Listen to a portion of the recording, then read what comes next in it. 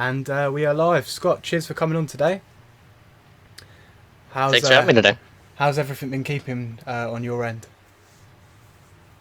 It's good. It's good. Nice. It's a nice day over here in New Orleans. So, for obviously people that don't know who you are, some of my followers might not know who you are or have heard of you.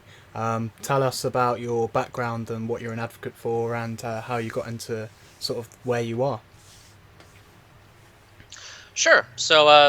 I'm a writer and basic income advocate, and I write about um, a lot about the idea of an unconditional basic income, which is essentially an investment in people that is individual, it's unconditional, it's universal, and it's in the form of cash that people can spend on anything they want instead of, a paternalistic kind of welfare system that decides what people need as if they know better than people. Um, I came into this through an automation perspective uh, back in 2013, and this was before the report came out that I'm sure many people have heard of by now, that in the next 2 decades, about half of the jobs in the U.S. will be automated. Wow. And so it wasn't really part of the discussion yet at the time, and it's become more of the discussion since then. But at the time, really, no one was talking about the the potential for heavy automation in the near future. So it was through actually Reddit. There was a discussion at the front page just about how quickly technology was advancing and how little people knew and understood what that meant. And so that got me looking into this and thinking about the future and thinking about where we're going, what our options are, and that led me to this idea of a basic income. And I at the time I had no idea it had such a rich history. I didn't know that we almost passed a version of it under Nixon in the 70s. I didn't know that the U.S. kind of led the way as far as experimenting with it in cities across the country, and it even passed the House, proposed by Nixon, and didn't make it through the Senate. So we were really close in passing a version of it decades ago, and I didn't even know that. I just thought that was a fascinating piece of history, and so more that's more widely known now that this discussion is taking place again. But it's fascinating how we didn't even really that like I didn't learn that in school and stuff. And I looked into the experiments around the world that we've actually done experiments other places. That there was a full UBI experiment in Namibia and a full UBI experiment in India, and that there's a lot that we know through unconditional cash transfer programs all across the world. So there's a lot of rich evidence out there that I wasn't familiar with that I became familiar with, and so eventually when I learned enough about this, and as a moderator of the basic income subreddit, I also submit and find a lot of stuff and submit it, and part of the discussion there. So I started writing about it, and it's just hopefully I've done my part in helping expand this discussion and people learning about this and really kind of educating themselves and studying this topic in depth instead of just say reading one thing. And along the way too, I actually crowdfunded my own basic income back in 2015. So since January of 2016, I've actually been starting every month with $1,000 via Patreon, and that's my floor. So I'm capable and I'm able to earn anything on top of that, but that's my floor. Or that's my minimum earnings per month. So I know that I got my food and my rent covered. That's covered, and so through that I've learned a lot about this as well. It's just that a lot of this is about security. It's like this emotional sense of security that once you got your basics covered, you can really focus on the things that matter to you. Yeah, I mean it's obviously an interesting concept, and one that I sort of is like it's kind of the reason why I'm doing podcasting is I guess to try and build my own sort of basic income to an extent through Patreon. I'm on there myself. I get $4 a month, which doesn't really help for much, but it's something, and it's better than nothing. So, and I appreciate the people that are supporting me. But yeah, I think it gives you that Like obviously, if I was earning 1,000 a month or more, or £500 a month or 250 quid a month, I think it's just extra cash and it's an extra bill that you don't have to go to work for, or doesn't come out of your bank, and you think, oh Jesus Christ, like pressure, pressure, pressure. It kind of alleviates that stress, which I assume is quite Yeah. good for the mental side of things. Yeah, I think a really good way to look at this is Maslow's hierarchy of needs, which is, for anyone unfamiliar with it, it's just that, imagine like a pyramid where at the bottom are the absolute basics. So like you need food in order to live, you need shelter in order to live. You got to cover these absolute most basics. But then once those needs are met, you don't just stop there and do nothing else. You have higher needs. So you have needs to form community, to have social relationships, to improve yourself as a person, to learn. Like there's a lot of other needs above that. So once you cover those basic needs, that's what you do. And just having your basic needs met, it's just amazing how different that is. Yeah, you're talking about less stress and just more ability to just focus on whatever it is most important to you, which is not sitting around doing nothing. Nobody wants to do that. No, I mean, I think that's with like the basic income thing. A lot of people kind of assume that it's like a free ride thing. Like people are just going to get basic income or a universal basic income, and they're just going to be content with, oh well, I'll just sit on the sofa now. I've got this money, and I don't think it's everyone's aspirations. I know there are like a small minority of people out there that probably would be quite content that way, but I think as like humans, we're driven to want more. Yeah, and also this is based on a misunderstanding too of how like the existing system works. So the existing safety nets all over the world are targeted. So what they mean is that you only give assistance to somebody if, say, they're earning below a certain amount. And so when you do that, that means that they once they earn enough, then they no longer qualify for that assistance, and then it's taken away from them. So the result of that is that it functions as like a higher tax. It's like an increased marginal tax rate, because let's say, if you're earning $10,000 in benefits, and someone offers you a $10,000 job, what we think is that that person should have a new total of $20,000, right? Or at least it should be, say, $15,000 or something.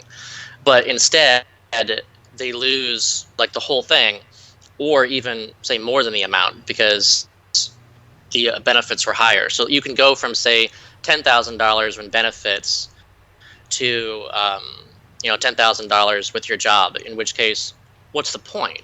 Because now you're working a job maybe you don't even like, and of course it's hard. It's hard work. It's taking up a lot of time, and you're no better off. So why would you do that? It makes more sense not to accept employment under those conditions. And so that's the way the current system is built. So the basic income just looks at this and says, well, that doesn't make any sense. Like, work should reward you with additional income. And so that's exactly what happens. Because it's never taken away, you always benefit by earning additional income.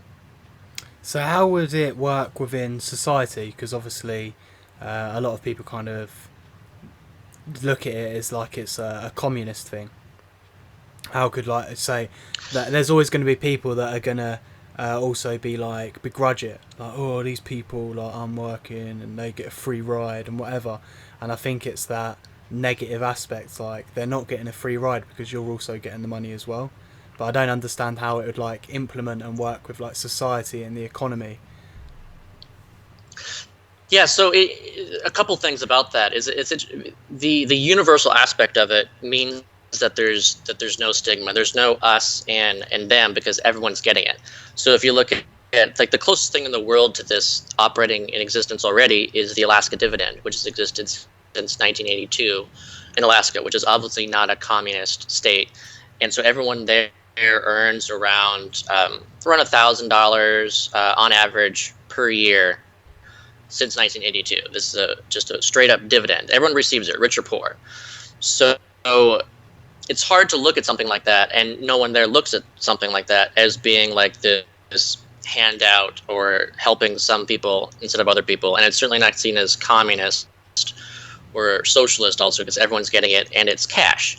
So you get cash and you spend that in markets. That's capitalism. Cash is how these markets work. This is not supplying, say, free shirts and free boxes of food and free services that government provides. That's something that's more of like a socialistic model. Straight up cash is capitalistic model, which is why your well-known free market economists like Milton Friedman and Friedrich Hayek both supported this idea of a non-conditional basic income for that reason. That Milton Friedman knew that this would be good for markets, it's good for capitalism, and that you're able to go about what the state does in a way that decreases the size of the state and increases freedom. You're reducing the ability of the government to tell you what to do, and you're able to have that agency yourself, that freedom to make your own choices using the cash that you have. So was the the technology aspect that you said, where we're seeing it like in Tesco's in the UK, we have like a lot of self-service scans and stuff like that, which of course has no doubt led to people not being employed in less jobs that Tesco's need to create, because obviously they've got self-service scanners and stuff like that. Is that kind of was that your major spark where you was like, do you know what, it'd be a great idea for people to have this basic income as their safety, like as their floor, as their safety net? Even if they lose their jobs, they're still okay. They're not like, oh shit, my mortgage is gone or whatever. Do you know what I mean? Yeah. It's not only that things won't get bad with a basic income in light of automation. It's that things can get so much better than they are now. So, and it's important to differentiate those two, I feel, because a lot of people, like when they're coming across basic income through a technological argument, they think of it as like this kind of in case of emergency break glass kind of idea.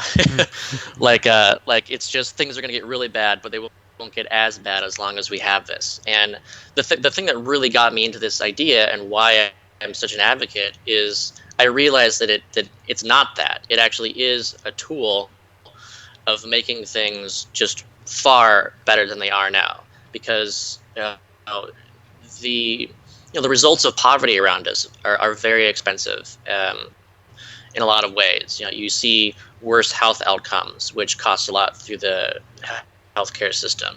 You're looking at higher crime rates, which wouldn't be there, which is expensive and also hurts people and prevents them, from reaching their potentials through, imprisonment, and that we're in these jobs that we don't necessarily want to be in. That this is like an involuntary labor market.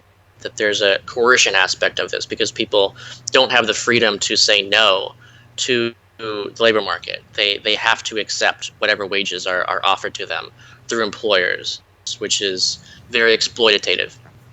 If you provide people the freedom to refuse to sell their labor, then they have bargaining power. And that means that they have more equal footing with employers, and they can say, well, I'm not going to do that work under these conditions. I'll do it for $20 an hour instead of $10 an hour, or I'll do it for 15 hours a week instead of 40 hours a week. That there's a lot more power and leverage involved for people once work becomes fully voluntary.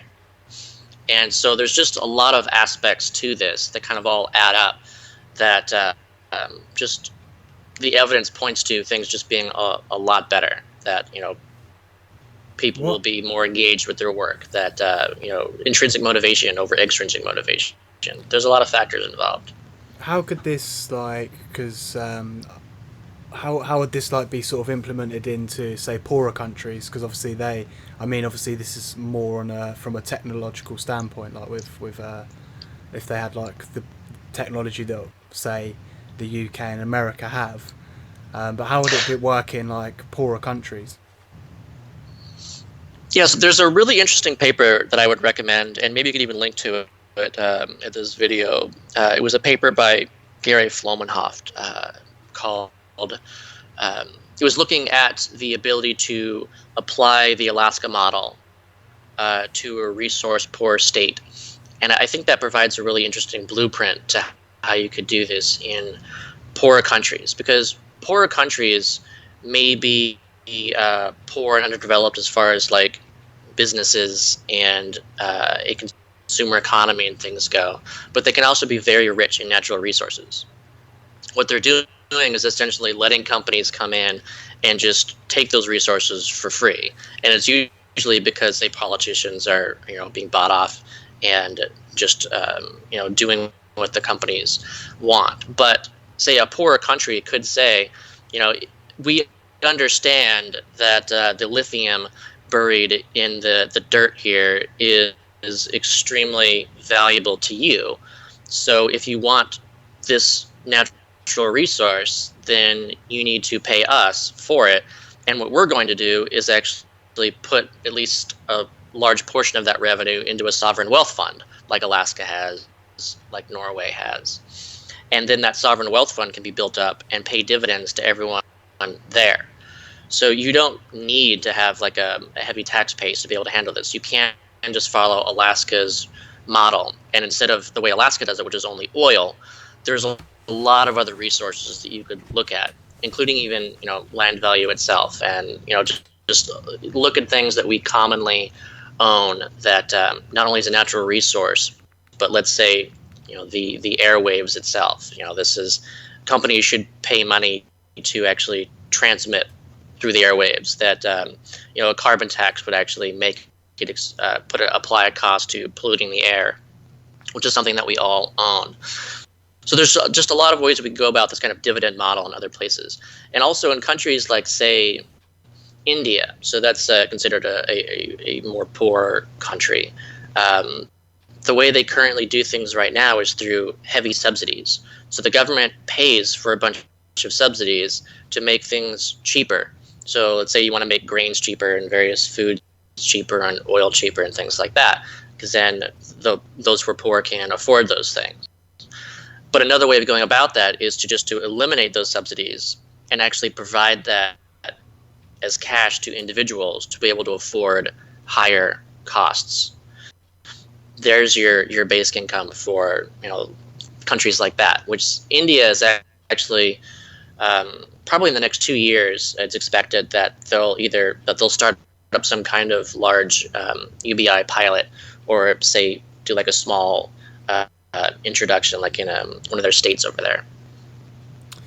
It's mad because like it is slowly, like certain countries obviously are definitely looking into it, and or at least something that's similar. I don't understand like how it would work for say someone with, I don't know, 3 kids and someone with 1. They would like they get this basic income, and that it differs slightly from the current welfare state. Like obviously the welfare state takes into consideration someone's got 3, 5, whatever, however many kids, and you get that money. How would this sort of work with that certain situation? Yeah, so that's interesting. One of the design aspects of it that I support is the fact of a child allowance component or a child basic income. So adults get the full basic income amount, and then those under 18 would get this partial amount, because that's like in the U.S. the way that we classify poverty by household is, say, one person, it's around $12,000. Two-person household is $16,000. 3-person is $20,000. So in the U.S., the way I would design it is that as an individual adult, you get $12,000 per year, and then for every kid, it's $4,000 per year. So that's how you scale it per the household, and that's how a lot of these experiments have been run, and that's how a lot of these things are being discussed as a detail that isn't, say, widely thought of. But any I think well-designed UBI should include that child component, and because actually a lot of countries already have a child allowance, then say in those countries they don't have to actually implement that because they already have it. They already are providing essentially a child basic income, like Canada already does that. So when they are looking at a basic income, they don't have to worry about the child element, just like they don't have to worry about the senior element as well. It's just like 18 to 64. But so people hear about this and they think, oh my gosh, won't fertility rates just like go up, because then you're paying people to have kids. And so let's look at that. And the existing system, especially like in the US, we only essentially care about someone if they have kids. So if you're an able-bodied single adult with no kids, then you essentially get no assistance whatsoever. It's when you have a kid that you suddenly get assistance, and that can be a good amount of assistance through all the various programs that we have. So a way of looking at it is that right now you get $0, and then if you have a kid, you get $20,000. So that's a large incentive to have a kid if you're looking at it that way. With a basic income, you would have $12,000. Or I'm sorry, so the other one was for 2 kids. So with a basic income, you would start off with $12,000, and then you'd get $4,000 for a kid, and another $4,000 for another kid. So the incentives are smaller than the existing system, which goes from 0 to 20,000 for 2 kids, or from 0 to 16,000 for 1 kid. So there's a big incentive difference there. But that's also more of just the way people think about these things, the way that it sounds, how things would work. But that's not how actually things work. The evidence says that this does not actually increase fertility rates, giving an unconditional cash transfer like that. And it's because these programs exist all over the world. There's a lot of evidence for this. It's not just an unexperimented with, undone idea. We know that this does not actually increase fertility rates, and we actually have seen decreases too. And we also know in general that when you lift people out of poverty, and when you decrease inequality, the fertility rates go down. So it's just a lot of poorer countries. You have a lot of kids for the same reason we did the same thing in the U.S. We needed help on the farm. You have to have that extra help. As soon as you have enough money, there's no reason to do that. Kids are expensive. You just don't want to in the U.S., your average expenditure for having a kid is around $250,000, or around $200,000, and that's a big investment, and it's a $4,000 per year amount does not equal that. It just doesn't cover all that. It's expensive to have kids. Yeah, I mean, it's strange because people look at this idea from kind of an in the box type of way, when I think the way you're talking to me now and giving these ideas of $4,000 per kid, it's just thinking outside of the box. That's a fucking good idea. And then when they become an adult, obviously, so for instance, myself, I'm 26 years old, I still live at home with my mum. Obviously, if I had this basic income, now I'm an adult, I'd be on a higher wage, which means obviously I could provide more in the home, or I could save for myself some money and then move out and get my own property without having to do a shitty job that you don't enjoy to save and so on. So I think it's a great when you word it when you put it that way, and when you start thinking outside of the box, I think you start to realise it's not a bad idea at all. The only sort of mindset where I keep, because I was speaking to my girlfriend beforehand about it, she was like, where does the money come from? Oh, sure. That's a very common question. And I'm she's like, our government here hasn't got money to even put into our NHS, but yet they can bomb Syria or whatever, which costs us 200 million. It's I tried saying to her, well, that money could have been spent on our 75 million or 80 million in the population. We could have all had £1 million each, Yeah, so the money certainly exists. It's not true. It's not accurate to say that the money doesn't exist. It is politically difficult, to get at money depending on what you're looking to do with it. So one of the really interesting things about basic income is that it's not left or right. It has support from both conservatives and liberals, throughout history. Milton Friedman supported it. Martin Luther King Jr. supported it. To this day, you've got major business executives supporting it. You've got unions supporting it. How many ideas is that true for? Hardly anything. It's rare. So that's one aspect of this that says that we can have the ability to politically do this to get at that money. So where is the actual money coming from? Well, so again, you're looking at the existing system, and it's important to convert the existing system over to a basic income. We already have a lot of welfare programs that wouldn't make sense to have alongside a basic income. So you would incorporate that into it. But also, there's welfare programs that we don't see as welfare that's targeted towards the middle and even upper classes, and those actually are provided through tax systems. So those are tax credits, tax allowances, and deductions and subsidies. It's why are we giving $30,000 to a billionaire to help them afford a bigger mansion? Like, that doesn't make any sense as far as this welfare system goes. So it would make sense to eliminate those allowances and expenditures and loopholes as well as part of this, as to replace that with a basic income. So instead of a billionaire getting a $30,000 tax credit, they would get a $12,000 basic income, which would effectively reduce from their taxes, but in a decreased way. So it's important to reform the system. And when it comes to additional taxes or additional revenue sources, there's just a lot of options, and I think that's an important discussion to have. And the answers to that will vary from country to country, depending on what suits them best. In the U.S., I really like the idea of a land value tax, because then you're not taxing income, you're taxing the actual unimproved value of land. This is Henry George's idea that also even Milton Friedman too thought that was the best possible tax that you could do, because usually when you tax something, you decrease it. You get less of it, but you can't get less land. It's always there, and what you do by taxing it is actually incentivize its development. And because that's also the difference between a land value tax and a property tax. With a land value tax, you're taxing the land itself, not what's built on it. So you're encouraged to build on it to maximize the earnings potential that you can get, because you're being charged a rent on it. So imagine, say, like a skyscraper next to a vacant lot. They would both pay the same tax.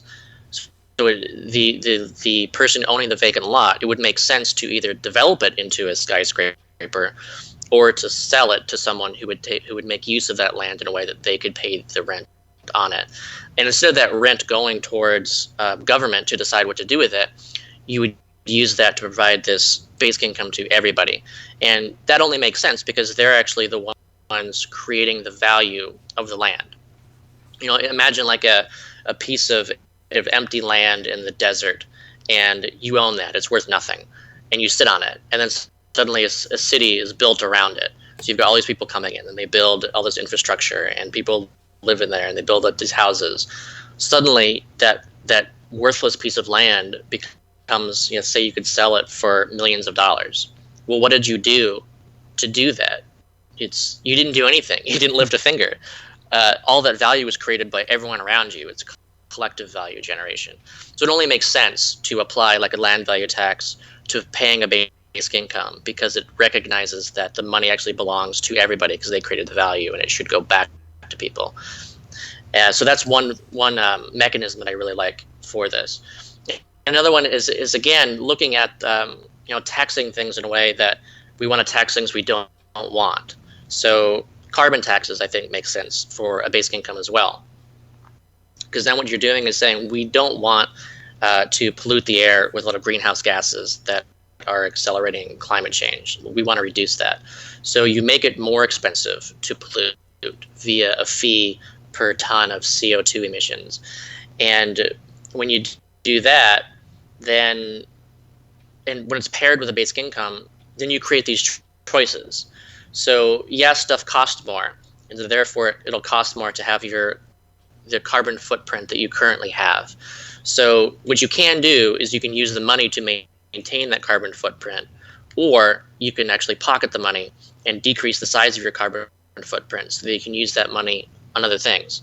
And so if you do it that way, then you're looking at better competition between, say, green companies and ideas, and just the whole green industry versus the fossil fuel industry, because right now the fossil fuel industry is enjoying a reduced cost due to the externalization of costs. They're not paying for the full costs of fossil fuels. It's artificially cheap. So it just makes sense to actually make this more expensive for them to pollute, to kind of equal the playing field in a way that should exist already. You're reducing those externalizations. So it's also a free market approach as well. You're providing money, and it helps green businesses to grow through people deciding that that's the way that we should go. So that's another funding method that I like to use as well. And also I like the idea of a value-added tax, like a consumption tax, because then what you're doing is it has a natural clawback mechanism to it, and you're also not taxing income, you're taxing consumption. So you're not hurt from working, from earning income. It's not reduced. You have the choice of buying something or not buying something. It's an indirect tax. And the way that would work, so let's say it's a 10% tax and a $12,000 basic income. If you look at it that way, then for everyone spending more than $120,000 per year, they would be a net payer, because their taxes would go up over $120,000, and then they would be receiving this $12,000 basic income to cover the 10% part. And then everyone earning less than $120,000 would be, or spending less than $120,000 per year, would be a net receiver. So you'd see that's actually a very progressive tax, and therefore the basic income is not, it's going to those who are spending more than $120,000, but they aren't net beneficiaries. Whereas at the bottom of the middle, everyone is a net beneficiary. So that's another tax I think makes sense in combination with the basic income. So it's things like that. Financial transaction taxes, I think, also make sense. And also something that's really interesting to me is sovereign money. And so this is this idea where it looks at the way that money exists right now and how we create it. And money is created out of debt by banks. That's really where most of the money comes from. And a lot of people don't understand that or know that. So sovereign money through seniorage reform would say that, well, why are we letting banks benefit from the creation of money? Let's prohibit banks from creating money and instead create it ourselves. The best way to create money, and the most fair way to create money, is to actually create that money in the hands of everyone universally, individually, and equally. So, like in the US, based on the existing amount of money creation, you could create new money at the same rate as, so therefore you wouldn't create like heavy inflation any more than you have now. It would have the same inflation. You wouldn't. You would create, say, $200 per month in everyone's accounts universally, and so that's not tax money. It's just created money. It's just not letting banks do it and actually creating it in a way that makes more sense. And so if you do that, then of course you only need a fraction of what you have to raise taxes to cover, because you're already covering some of it through actual money creation. So, all those ideas make sense to me, and there's a lot of other options and stuff, country to country. And one thing, like, what would stop, say, companies increasing their prices of food, clothing, just normal materials, because obviously they know that there's this universal basic income now.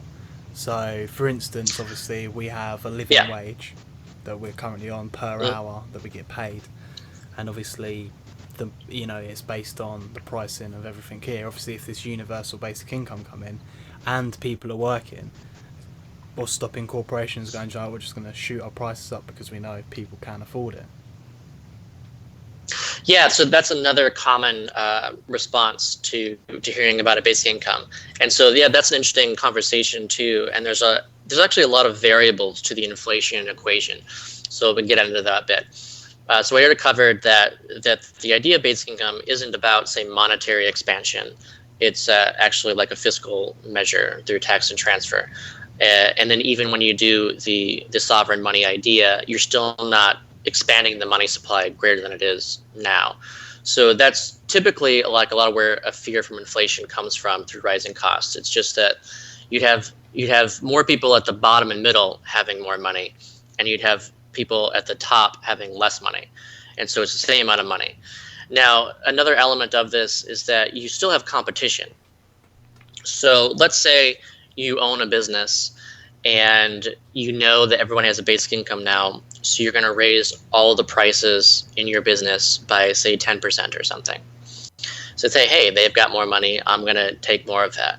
Well, then you have like an Amazon, and Amazon's like, I understand that people want to pay less. So not only am I not going to raise prices, but I'm going to lower them because I want to take that business. So suddenly all those people who are greedy and who thought they could do that, they go out of business and they're taken over. They're destroyed by the Amazons of the world who actually understand that people want to pay less, not more. And in fact, there's an example of this actually in Alaska every year. So every year it's distributed around the same time. Everyone gets their dividend check at around the same time. So businesses know that Alaskans have more money at that time. What do? There's actually sales everywhere because everyone is competing against each other in order to try to get that money to be spent at their business versus a competing business. So it's another one of those things where it sounds like that might be something you would want to do, but in reality, it's a terrible idea to actually raise your prices like that. So another element of this is that when it comes to rising prices and increased demand, supply wants to meet that demand. If you're a business, you don't want to run out of product. You want to supply as much of that product as you can that people are buying. So when it comes to raising prices, the question is the supply variable? How can you increase supply, and to what degree? If you can't increase the supply to meet demand, you're going to have to raise prices. If you can increase supply, you're going to want to keep prices the same or even lower them. And if you can dramatically increase supply, then prices actually go down. So an example of this, and we've seen this as well in UBI experiments. So as a story to portray this, imagine a village where eggs are really expensive. They cost like $1 per egg. It's like, because there's just hardly any eggs. Everyone starts getting a basic income. So you would think that now you could charge more for eggs. But what people do is they buy chickens because they're like, oh, I want cheap eggs. So they buy a chicken. Now all of a sudden you have all these chickens in this village and they're making a lot of eggs. So now all of a sudden there's a ton of eggs in this village. The prices of eggs go way down because there's such a huge supply of it. So that's another, it's a good illustration of how increased demand can actually lead to such an increase in supply that prices go down instead of up. What you're looking at for increased prices that's a realistic outcome of basic income is kind of your luxury items. It's like, let's say you're someone on Etsy and you're selling handmade purses that you make yourself. They're entirely unique. You can't really make more than what you're already making. You want to, but you're limited. You can only make, say, one a week in order to meet the demand. So in that case, you could charge more because you'd have a lot more customers wanting that one purse.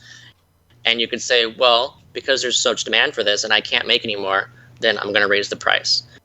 And so that's an example of where you could see raised prices. But for a lot of the goods and services that we see around us right now, you wouldn't see price increases, and you could even see price decreases. Yeah, I mean, obviously, just looking at it from the way, like, hearing it from your perspective changes the thought process straight away. I think a lot of people come in with that negative frame of mind about a basic income, like, oh, well, people who don't want to work, they're getting free money, and then like my question there, oh, well, we've got more money, so corporations are just going to want to take more money from us, and then when you word it like that and think, well, if they did increase their prices, a company would decrease their prices and they'd end up failing as a business. They can't take that risk, so they actually have to decrease the prices. It works. What are your views on cryptocurrencies? Because obviously Bitcoin shot up loads, and now it's kind of dropped. Mm-hmm. I don't know what it's at now. I was invested in it for a while, and my money's still in there at the moment. I've just let it go back down because I didn't put much in. But what's your view on sort of and take on the cryptocurrency world as it is at the moment? Do you think it's dead and buried, or I don't know?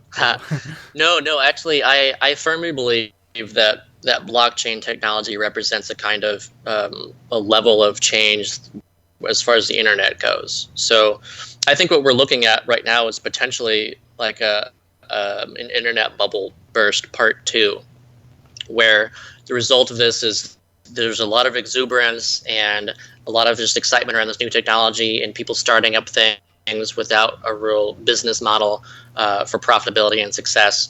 And this big bubble forms and it bursts. And then the result of this is that going forward, the technology is still there and it still works. It's more important to figure out like businesses and ideas that do actually have profitability and they actually work for their own reasons. So imagine looking back in the day with the .com bubble burst and looking at a company like Amazon, which I think is kind of like potentially like Bitcoin, as far as this like, oh well, that's not going to work because the internet just didn't work, and it's just not going to happen. But investors in Amazon back then, of course, have been right to have done so. Looking back, you've seen this huge growth. It's a very, very successful model. So when it comes to Bitcoin, I think that it's still going to go back up, and I think other coins, it could fall in popularity to another coin that overtakes it. I think we'll see other blockchain technologies and other coins be quite successful going towards the in the future. And also, it's its own form of automation too. That's a lot of potential there, because you can algorithmically replace a lot of these middlemen that don't need to exist. You can use blockchain technology to make things much more efficient. And by efficient, we mean fewer people necessary, in which case that increases this unemployment aspect. And I think that's actually a great thing. If a middleman should not exist, then automate them out of the process, get rid of them.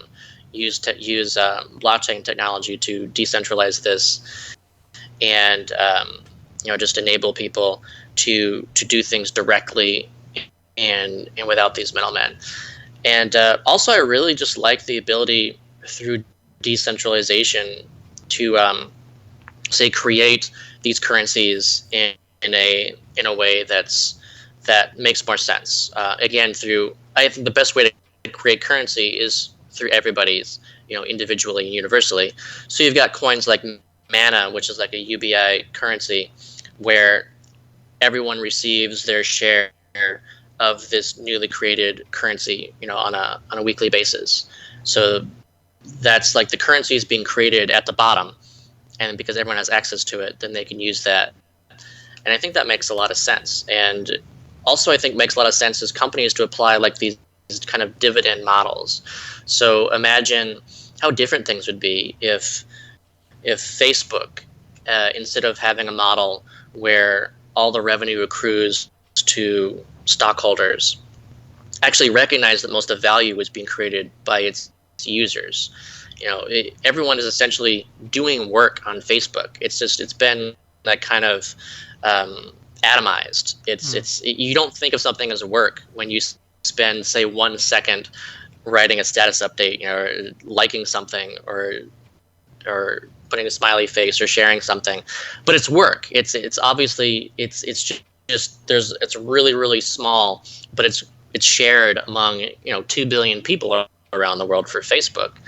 And so there's a lot of value being generated, but the users themselves, they're just being told that your reward is a free service. Can you imagine?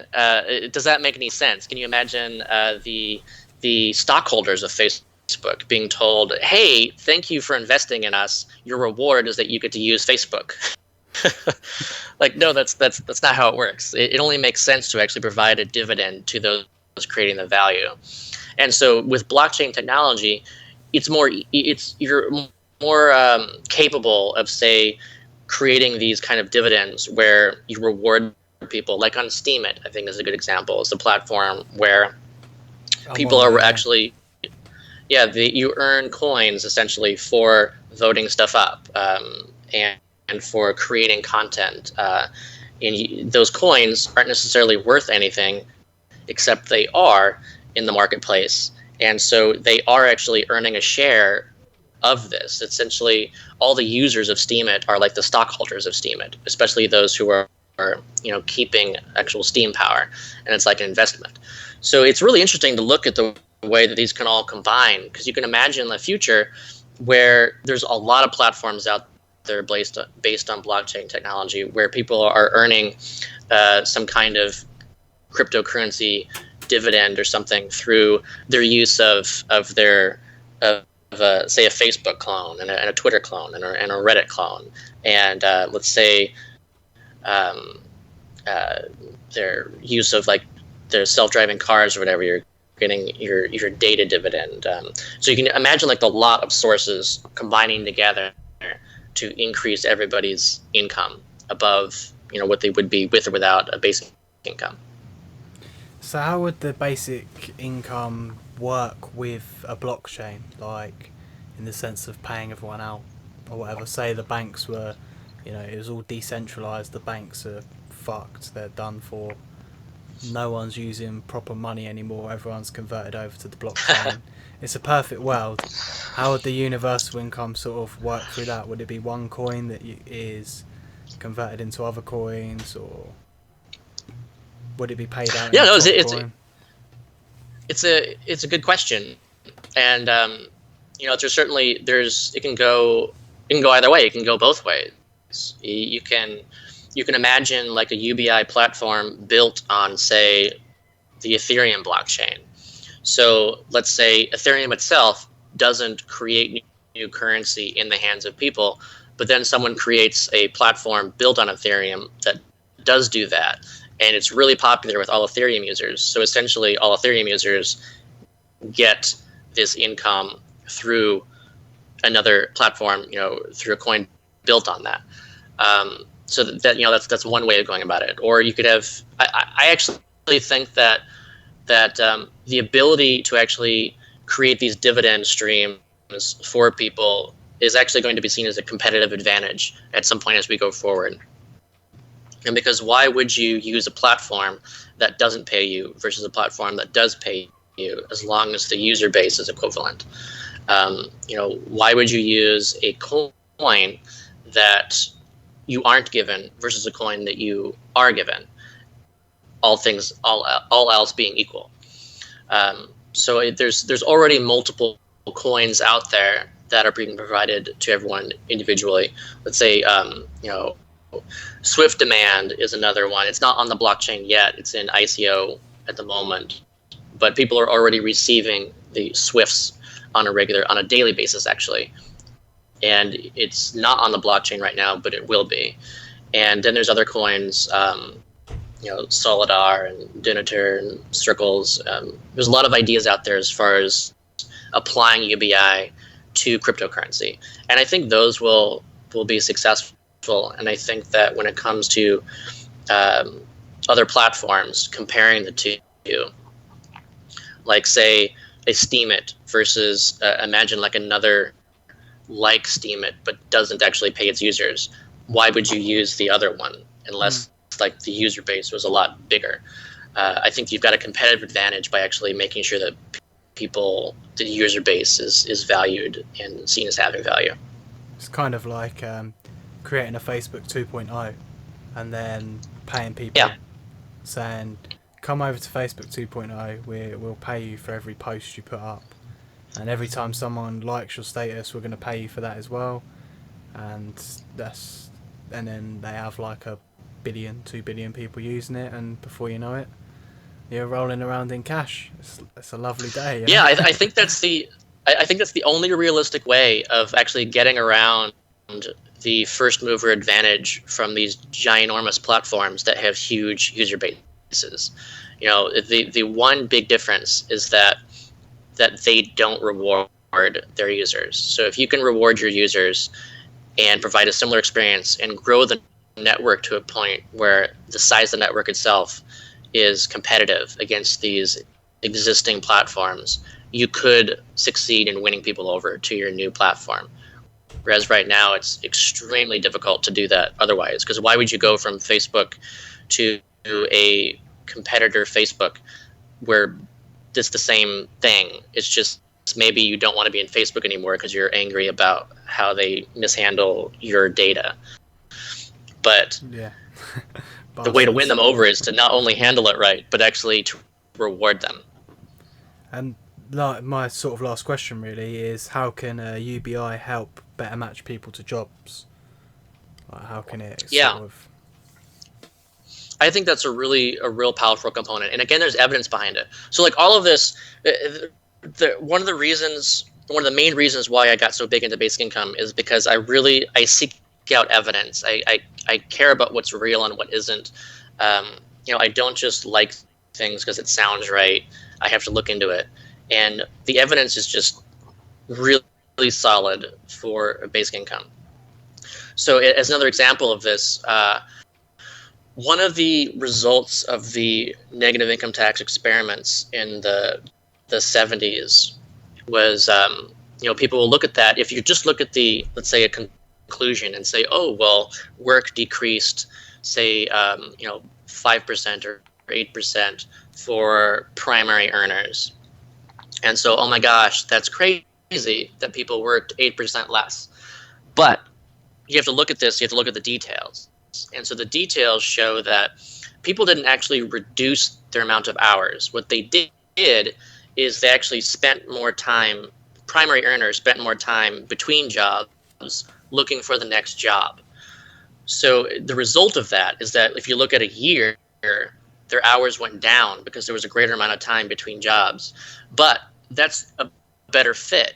You don't want a system where people are accepting the first job that comes their way because they have no other choice but to accept it. That's how you create bad fits. That's how you have unproductive employees. If you're not doing a job that you care about, you're unproductive, you're disengaged. What you want is for people to find the job that's right for them. That means earning a sufficient amount of money. That means having the hours that you prefer and the benefits in the environment that you prefer. You want people to be choosing their jobs, and so you actually did see that as a result. One of the biggest problems I feel this is a global problem too, is that globally only 15% of workers are engaged by the work that they do. Everyone else is either actively disengaged or not engaged. That's not good for productivity.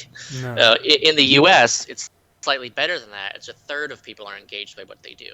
So 2/3 are not engaged or actively disengaged, which means you're taking up a chair, and there's people outside of the labor market and people wanting a job, and they can't find one because someone is sitting in the chair who does not give a shit about the job that they're doing, because they're just doing it because they need the income. They hate their job. They hate their bosses. They hate their work.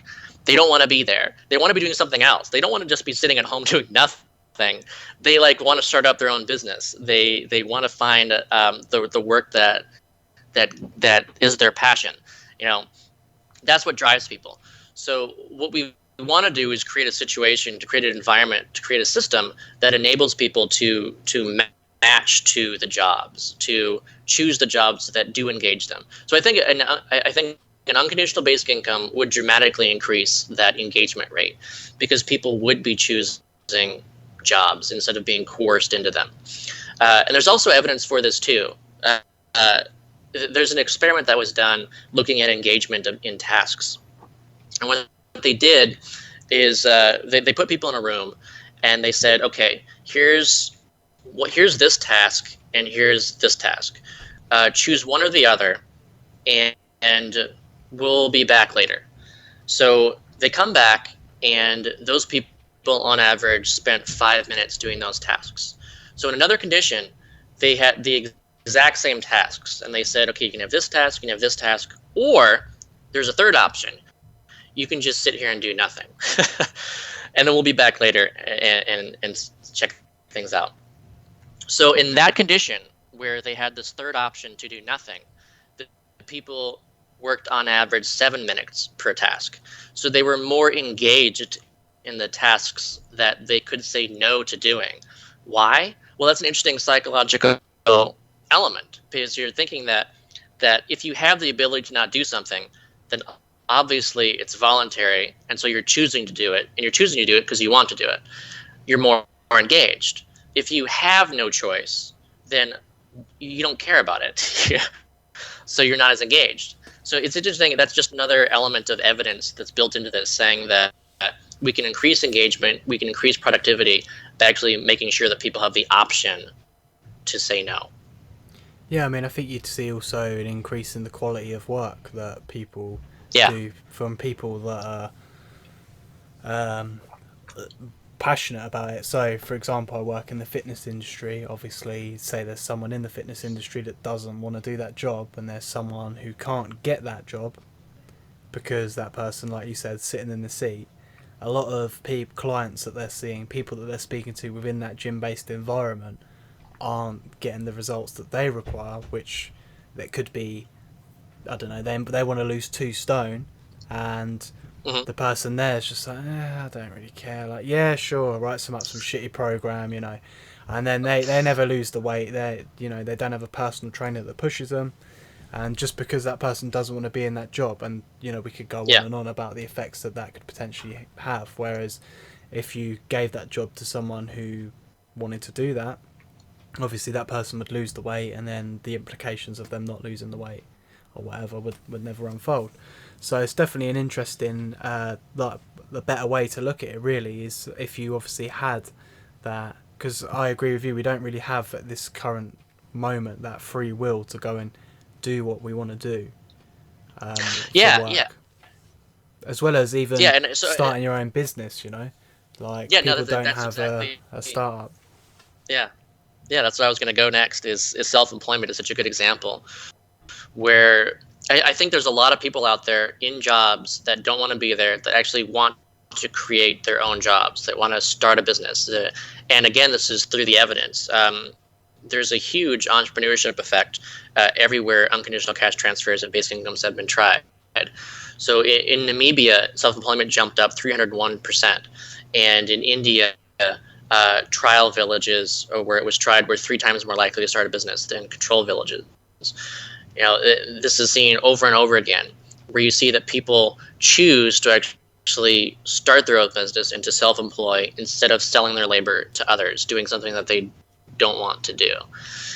And again, like when it comes to like your example for fitness, like if you own your own business and you're your own person, you want to to provide the best service that you can. You want people to be bragging about you and going, oh, you want a good trainer, this person will just rock your world, they are like really good. And so you're doing something because you own it. You're your own person. It's important to you to be the best, and you care a lot about that. If you're working for someone else, a lot of times you don't care. It's their mission. They're the ones profiting from it. It doesn't benefit you. It's not you as an individual. So it's a different dynamic. And also just look at like the arts itself too.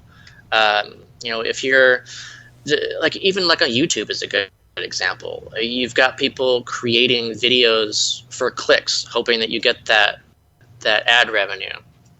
And so maybe they themselves have an idea that they want to do, but they don't think that will have as many clicks.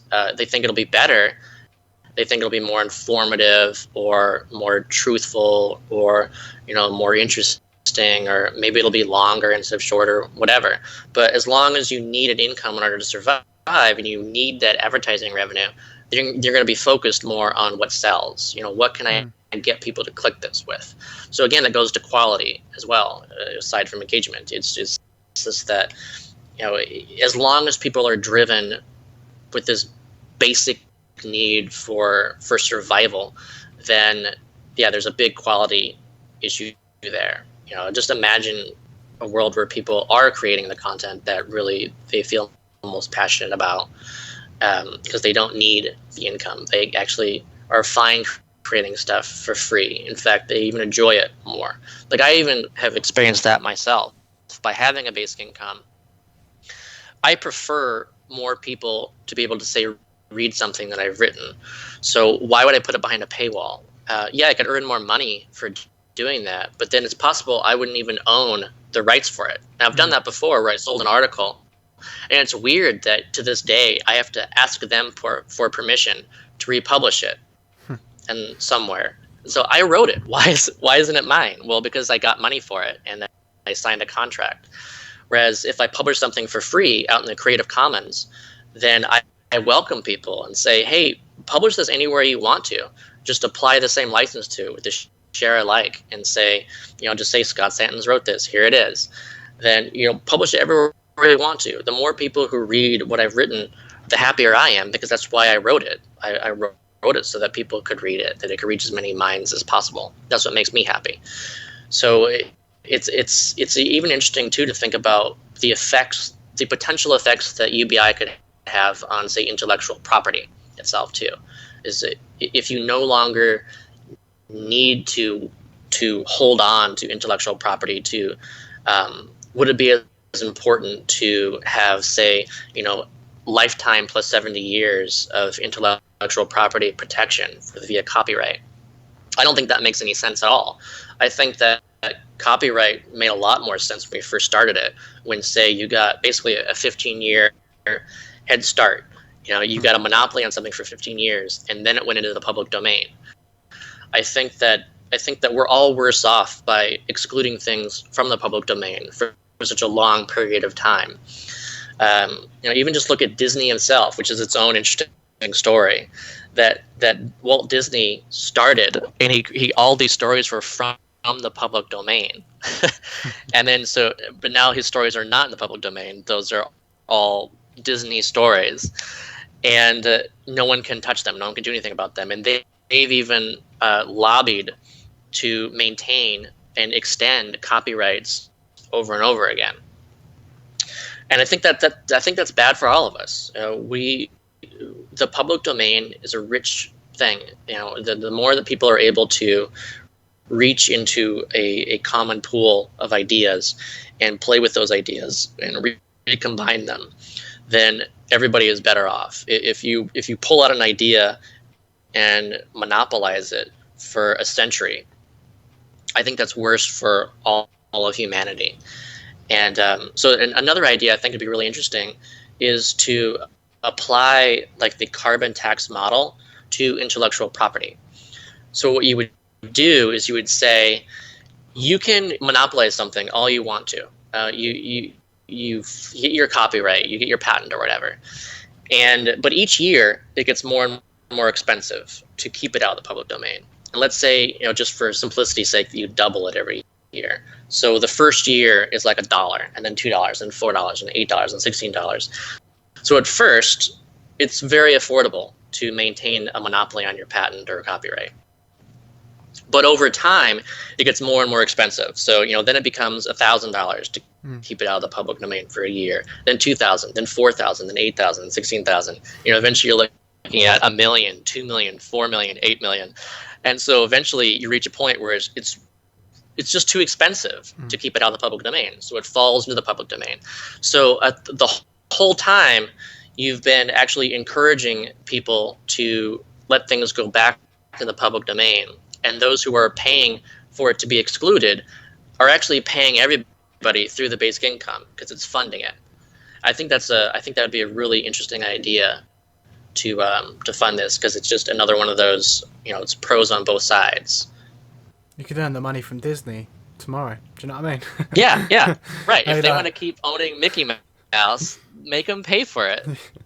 We'll be getting like 180 billion. It's just like, yep, there we go, sorted. No, right.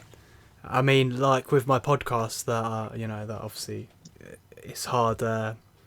So many people don't want to share my stuff or whatever, but I never put ads on my videos. I hope I haven't. If I have, I haven't done it deliberately. And it's kind of just free out there for whoever wants to tune in. And obviously I made my Patreon account because I want people to just kind of support what I'm doing, because Right. obviously I'd like to pay people to come on so I can have interesting guests that my followers want to see on, etc. But I think some people just want to hold on to their money.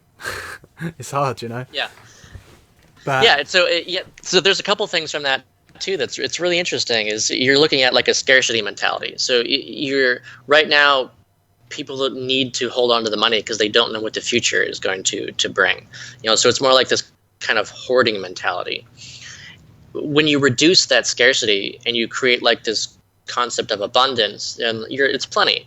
And so like when I have a basic income, having that, I feel that scarcity is not there. And so I'm actually much more willing to donate to people than I was before, because before basic income, I didn't know, a year down the road or whatever, if I was going to need something. But now I know that every month I'm going to be okay. So if I want to donate to somebody on Patreon, yeah, I'm actually much more likely to do that now than I used to be. And it also, looking at this, I think that really shows the kind of the future of work too, is that we shouldn't just think about, these typical careers. I think that was kind of like a temporary juncture in time where people started working 40 hours full time for like decades at a time in the same place. I think that's like a historical artifact. Before, it wasn't like that. It was actually more task labor before the industrialization happened. And I think we're kind of going to go back to that, where platforms like Patreon enable people to do things like this, where you can actually run a podcast, and that's valuable work, and you're doing something that you enjoy and other people enjoy, and you're able to fund it through people who are providing you this extra base. So imagine a future where you not only have a basic income, but then you have your Patreon income too, and other people have their Patreon incomes, and you're sharing it with each other, and you're helping people do more than would otherwise be able to do. You're not just sitting at home doing nothing. You're able to do more, and you're also able to earn more through what you're doing. yeah, and give to other people, because if I had like spare Right. cash, I'd be pledging money to other people, whereas if someone's wants $5, I'm like, oh, can I afford that? Like, I might be broke at the end of the Yeah, month. Do you know what I mean? exactly. And I get what you mean. It's that scarcity that kind of kicks in. Can I really afford Yeah. to spend $2, $5 on something? Yeah, we'll go to Yeah. McDonald's and spend a tenner. Also, this reminds me, there's a really interesting result that I came across too, and this goes back to the engagement, and it ties to what we're talking about here. Is that they found that those who are less engaged in their work are actually less giving. They're less likely to donate to causes than those who are engaged by their work. So then you're not looking at like this amount of money that they have. It's basically like how happy they are as like the kind of their daily living. If you are engaged by your work, then you're living an existence that's less upset and angry, and you're more likely to give to other people. And so again, those kind of combine together, where it just makes sense that in the future, when you have a basic income, when you've reduced scarcity, when people have enough to start with, then you're more giving. You're connecting to other people. There's more empathy. There's more trust in society. No, it makes sense from like a psychological aspect. You're happy to be going to work, and you plan on doing that work for a long time. You've got the spare. It's kind of seen as spare money because you're enjoying what you're doing. It's like, yeah, I'll be happy to go to work tomorrow. Whereas if you don't enjoy your job, you're like, oh, maybe I'll just pull a sick day and not go, and I won't get Right. paid. But whatever. So no, I mean, we've been talking for an hour and 10 minutes, and it's been an absolute pleasure. Obviously, I only booked you in for an hour, but you've answered all my questions, and I really appreciate it. No, it's been fun. My mind. Really opened my mind. Yeah, great. To the aspects, but I'll talk to you off camera anyways. If you wanna, you can promote yourself now. This is your couple of minutes. Promote your websites and stuff, but I'll put them in the link. But I'll put them in the link below anyways. But yeah, fire away with anything you want to say. Yeah. Yeah, so I have got a blog. I actually have a frequently asked questions site that really gets into a lot of aspects of basic income that we've both discussed here and have gone undiscussed. So that's scottsantens.com, and my Patreon account is patreon.com/Scott Santens, and I also just recommend going to the subreddit. So that's reddit.com/r/basic income. If you want to learn more, there's new stuff posted there every day to really get into this.